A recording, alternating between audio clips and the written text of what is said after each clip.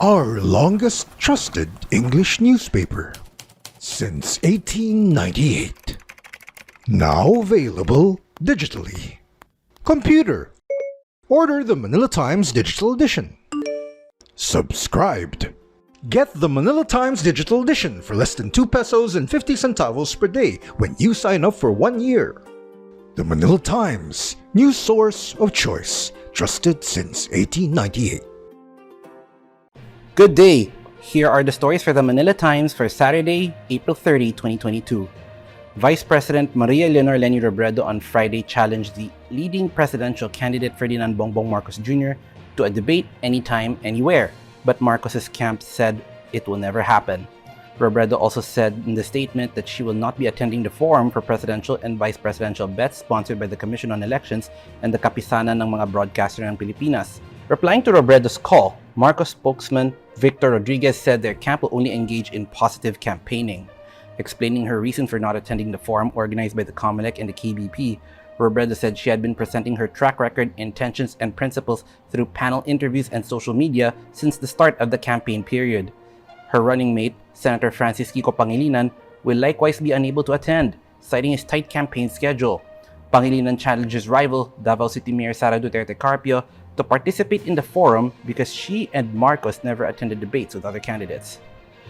Commission on Elections Commissioner Ray Bulay has recommended the temporary relief of COMELEC spokesman James Jimenez and Director Francis Arabe, both of the Education and Information Department, in connection with the cancellation of the last episodes of the vice presidential and presidential debates sponsored by the poll body. Bulay, who heads a task force investigating the debate fiasco, made the recommendation to COMELEC Chairman Saida Men Pangarungan on Friday. Energy stakeholders on Friday underscored the urgency of transitioning to renewable energy in the country and said the government can help attract more investments in the sector. In a virtual forum organized by the Manila Times, Jose Layag Jr., president of Developers of Renewable Energy for Advancement Incorporated, said, "The Philippines has a lot to offer RE investors, especially now that legislation promoting alternatives to fossil fuels is in place." Layag noted that the Philippines has abundant RE resources and should push for it instead of relying on traditional fuel. He said RE is cheaper than conventional fuel and allows the country to be less reliant on imported fuel resources.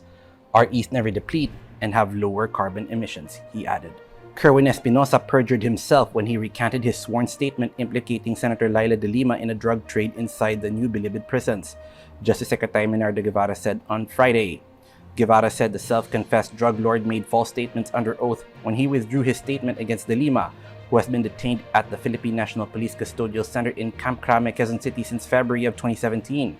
One of the 3 narcotics-related cases filed against the senator was dismissed last year. The remaining 2 are being tried at the Muntinlupa Regional Trial Court. About 11 million Filipinos, or 24.7% of the adult labor force, were jobless in the 4th quarter of 2021, according to the social weather stations. The jobless consist of those who voluntarily left their old jobs, those seeking jobs for the first time, or those who lost their jobs because of economic circumstances beyond their control.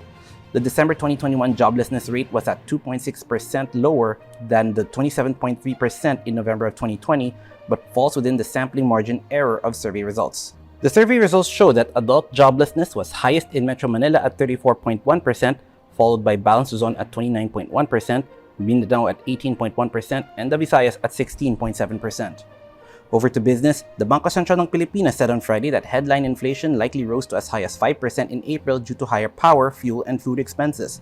The actual 4.2 to 5% estimated range for the month by the central bank is higher than the 4% result in March. In sports, boxer Vince Paras of General Santos City refuses to have a rematch with Robert Ingo Paradero of Malaybalay, Bukidnon. He said he did not want to fight him in the first place. Paras said he didn't want a rematch, as he and Paradero are buddies.